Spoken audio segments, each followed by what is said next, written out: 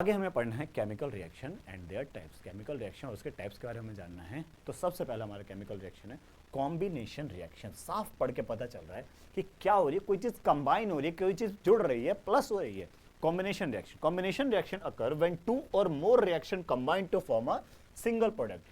कब बनेगा? जब दो या दो से ज्यादा रिएक्टेंट्स, रिएक्टेंट्स कौन से होते हैं? जो आपके लेफ्ट साइड में होता है, जिनसे रिएक्शन कराया जाता है वो रिएक्टेंट होते हैं, और जो मिलेगा आपका वो प्रोडक्ट कहलाता है। जो मिलेगा आपका वो क्या? अभी आ रही होगी आपको मेरी आवाज, ठीक है? अब आपको मेरी आवाज आएगी। चलो, मैं आपको बता रहा था टाइप ऑफ रिएक्शन के बारे में। तो सबसे पहला रिएक्शन मैंने पढ़ाया था कॉम्बिनेशन रिएक्शन।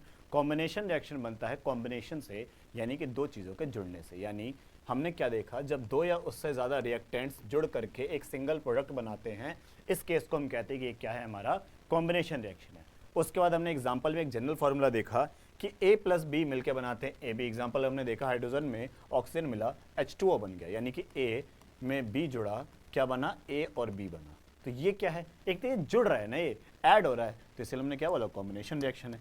सेकंड पे हम आ गए थे डिकम्पोजिशन रिएक्शन। डिकम्पोज होने का मतलब होता है किसी चीज का टूटना, टूटना। अब टूट रहा है तो कहीं ना कहीं आपको क्या दिखे, एक चीज से दो चीज बन रही होगी। ध्यान दो, डिकम्पोजिशन होगा रिएक्शन का, जिसमें ब्रेकडाउन देखोगे आप किसका, एक सिंगल कंपाउंड का, किसमें? दो या उससे ज्यादा सिंपल सब्सटेंसेस में। जनरल फॉर्मूला की बात करें तो ए बी जब टूटेगा तो किस किस में टूट सकता है? ए और बी में ही तो टूटेगा। तो वही चीज हम एग्जांपल के थ्रू देख लेते हैं कि हमारा जो वाटर था, जब वाटर को आप तोड़ोगे तो क्या मिलेगा आपको? हाइड्रोजन गैस अलग मिलेगी, ऑक्सीजन गैस अलग मिलेगा। तो ये क्या है? डिकम्पोजिशन रिएक्शन, ठीक है। थर्ड पे चलते हैं अपने अगले रिएक्शन पे, जो हमारा है सिंगल डिस्प्लेसमेंट रिएक्शन, यानी कि सिर्फ डिस्प्लेसमेंट रिएक्शन कहा जाता है इसको। डिस्प्लेसमेंट रिएक्शन का मतलब क्या होता है? डिस्प्लेस वर्ड का मतलब होता है किसी चीज को उसकी जगह से हटा करके उसकी जगह पे बैठ जाना। देखो, single displacement reaction occur when an element displace another element in A compound. तो एक कंपाउंड में एक एलिमेंट क्या करे, दूसरा एलिमेंट को उसकी जगह से हटा करके वहां पे खुद बैठ जाएगा। एग्जाम्पल के लिए ए प्लस बी सी, मान लो बी और सी नाम का एक कंपाउंड था। अब ए ने क्या किया, बी को उसकी जगह से हटा दिया। ए ने क्या किया, बी को उसकी जगह से हटा दिया, और ये किसके साथ जुड़ गया? सी के साथ। तो बी अकेला रह जाएगा बेचारा। तो इसने क्या किया, डिस्प्लेस कर दिया किसी को। तो ये इस तरह के जो रिएक्शन होते हैं डिस्प्लेसमेंट रिएक्शन होते हैं। एग्जांपल का दे रखा है यहाँ पर, जिंक में हमने HCl को जब ऐड करा तो हमने क्या देखा, हाइड्रोजन को हटा करके जिंक ने क्या किया, क्लोरीन के साथ अपना बॉन्ड बना लिया, साथ में हाइड्रोजन को क्या करा, निकाल फेंका। तो जिंक ने क्या किया, डिस्प्लेस कर दिया हाइड्रोजन को, कहाँ से? हाइड्रोक्लोरिक एसिड से। तो इस टाइप का रिएक्शन आपका डिस्प्लेसमेंट रिएक्शन कहलाता है, या सिंगल डिस्प्लेसमेंट कह दो, क्योंकि एक ही बार डिस्प्लेसमेंट हो रही है, कोई एक एलिमेंट ही डिस्प्लेस कर रहा है। अब ये सिंगल डबल का चक्कर कहां से है इसे भी समझा देता हूं। यहां पे डबल डिस्प्लेसमेंट रिएक्शन है, क्यों? क्योंकि यहां पे दो बार डिस्प्लेसमेंट होगा। समझो इस बात को, डिस्प्लेसमेंट होगा लेकिन कैसे? डबल डिस्प्लेसमेंट होगा। अब एग्जांपल के थ्रू आप समझोगे, जैसे मान लो ए बी का रिएक्शन करा दिया हमने सी डी के साथ। अब होगा क्या, ए सी को हटा करके डी के साथ बॉन्ड बना लेगा, यानी बन गया ए डी। ए ने क्या किया, सी को उसकी जगह से हटाया और उसके साथ चिपक गया डी के साथ, तो ये बन गया ए डी। साथ में और क्या बनेगा, अब क्योंकि ए हट गया था यहां से तो बी के पास जगह खाली हो गई, यानी बी खाली हो गया। तो बी को खाली देख करके सी जुड़ गया बी के साथ, और सी बी। तो ये जो हो गया आपका जनरल फॉर्मूला हो गया। इस तरह आप क्या देख रहे हो, दो बार डिस्प्लेसमेंट हो रही है, इसीलिए इसको हम डबल डिस्प्लेसमेंट कहते हैं। एग्जांपल के लिए AgNO3 सिल्वर नाइट्रेट में जब जोड़ा हमने NaCl को, तो हमने क्या देखा कि सिल्वर तो लीस्ट रिएक्टिव मेटल है और सोडियम बहुत ज्यादा रिएक्टिव है। तो सोडियम सिल्वर को उसकी जगह से निकाल फेंकेगा। सोडियम क्या करेगा, सिल्वर को उसकी जगह से निकाल फेंकेगा। सिल्वर को जैसे ही उसकी जगह से निकाला तो NO3 के साथ वो खुद जुड़ जाएगा, दिख रहा है आपको, NaNO3। और साथ में अब क्या हुआ, क्योंकि ये जो Cl था, क्लोरीन था, अकेला रह गया, तो इस क्लोरीन को पकड़ कौन लेगा, सिल्वर पकड़ लेगा, तो AgCl आपका बन गया। तो इस तरह के रिएक्शन कहते हैं डबल डिस्प्लेसमेंट रिएक्शन। चलते हैं नेक्स्ट स्लाइड पे, आगे समझते हैं। अगला रिएक्शन है एंडोथर्मिक रिएक्शन। अब समझना, इसको मैं आपको याद करने का तरीका समझाता हूं। देखो, एंडो को रिलेट करो इंडो से, इंडोर से, इंडोर से। एक्सो को रिलेट करो एग्जिट से, ठीक है। दोनों को एक बार समझाता हूं। एंडो को रिलेट करो इंडोर से और एक्सो को रिलेट करो एग्जिट से, ठीक है। अब रिलेट कर लिया आपने, अब चलते आगे। ये जो थर्मिक वर्ड है ये रिलेटेड होता है हीट से। थर्मिक वर्ड है ये रिलेटेड होता है किससे? हीट से, गर्मी से, एनर्जी से। तीन बात समझ आई, ये बात समझ आ गई हमें। चलते हैं आगे, अब समझते हैं होता क्या। एंडोथर्मिक रिएक्शंस वो रिएक्शंस होती है जो स्टार्ट नहीं होगी, कब तक? जब तक आप उसको हीट नहीं करते। कोई आपके पास कंपाउंड है, उसको जब तक गर्म नहीं करोगे वो रिएक्शन शुरू नहीं होगा।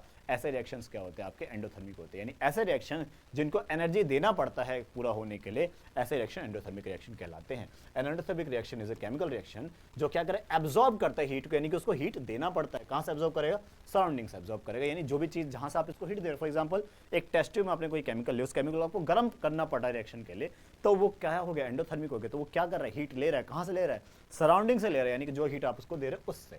During an endothermic reaction the product have more energy than reactant. अब ध्यान देना, एंडोथर्मिक रिएक्शन में क्या होता है कि रिएक्टेंट कौन से थे जिससे आप रिएक्शन करा रहे हो, तो रिएक्टेंट के पास एनर्जी कम था, लेकिन आपने बाहर से एनर्जी दी ना उसको, तो जो प्रोडक्ट बनेगा ऑब्वियस सी बात है उसके पास एनर्जी ज्यादा होगी। क्यों, क्योंकि आपने एनर्जी कहां से दी थी, बाहर से दी थी।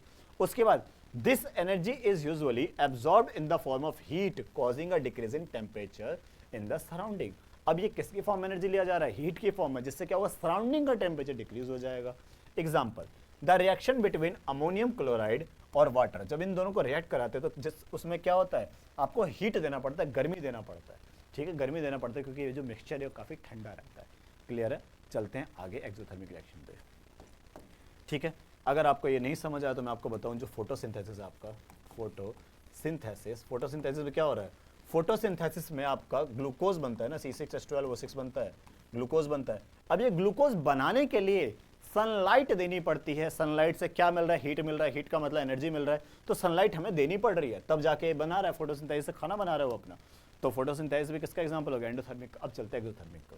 एक्सो का मतलब बताया था मैंने एग्जिट, थर्मिक का मतलब हीट, तो हीट यहाँ पे बाहर निकलेगी, यानी रिलीज ऑफ हीट देखा जाएगा।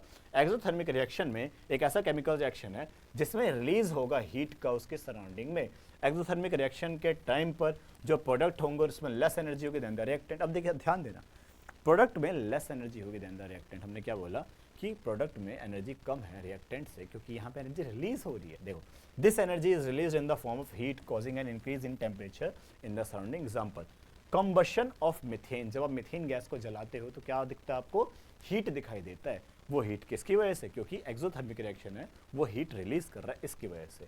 ठीक है, चलते हैं नेक्स्ट स्लाइड पे, आगे समझते हैं। चलो, न्यूट्रलाइजेशन रिएक्शन। अब ध्यान देना, न्यूट्रलाइजेशन रिएक्शन में न्यूट्रल वर्ड आ रहा है जिसका मतलब होता है जीरो, कुछ भी चार्ज ना होना।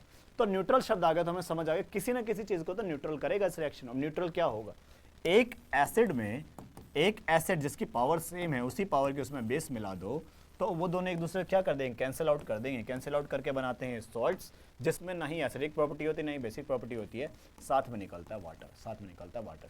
तो न्यूट्रलाइजेशन रिएक्शन क्या है, एक ऐसा स्पेसिफिक टाइप का एक्सोथर्मिक रिएक्शन है जो किसके बीच में होगा, एक एसिड और एक बेस के बीच में, जिसमें आपका सॉल्ट एंड वाटर बनेगा।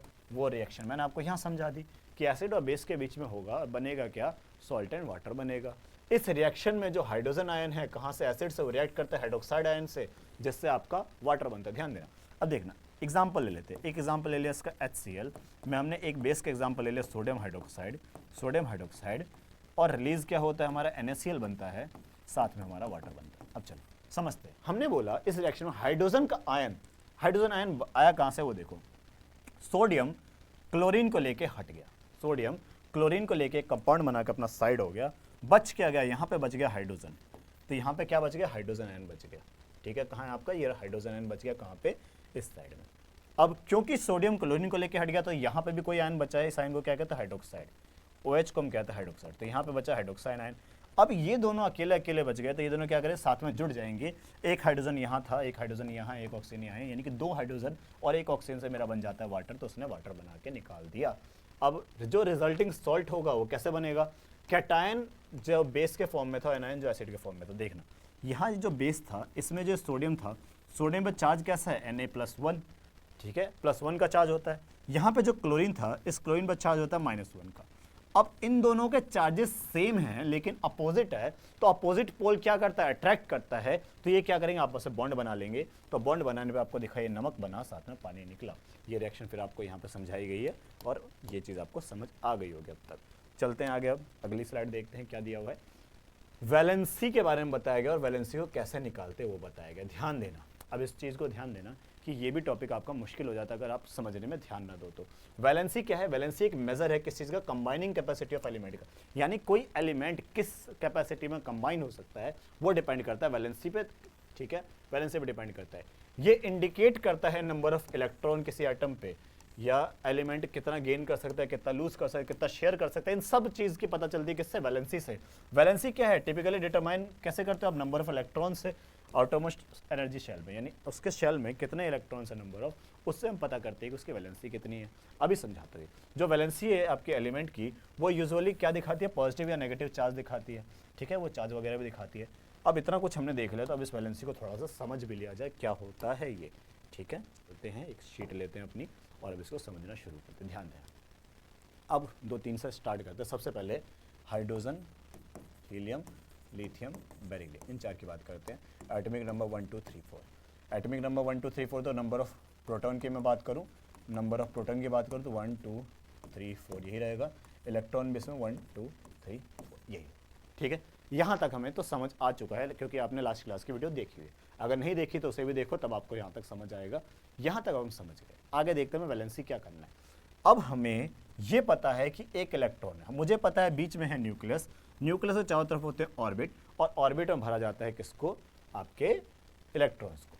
तो पहला जो ऑर्बिट है, या पहला ऑर्बिट को हम शेल भी कहते हैं, इस शेल में सिर्फ और सिर्फ 2 इलेक्ट्रॉन की जगह होती है। अब ये मैंने आपको एक स्टडी नहीं बताई, स्टडी में क्या था, एक फॉर्मूला क्या था 2n², यानी किसी शेल में कितने इलेक्ट्रॉन भरे जाते हैं वो इस फॉर्मूले से निकाला जाता है, जहाँ पे n क्या है, नंबर ऑफ शेल है। एक न्यूक्लियस के चारों ओर क्या है, ऑर्बिट्स है, इस ऑर्बिट को नाम दे दिया गया शेल, इस शेल को नाम दे दिया गया k शेल है, ये l शेल है, ये m है और ये n शेल है। तो अब ये इनके k l m n हो गए, k का नंबर 1 है, ये नंबर सेकंड नंबर का शेल है, थर्ड का है, ये फोर्थ का है। और 2n² फॉर्मूला है हमारे पास।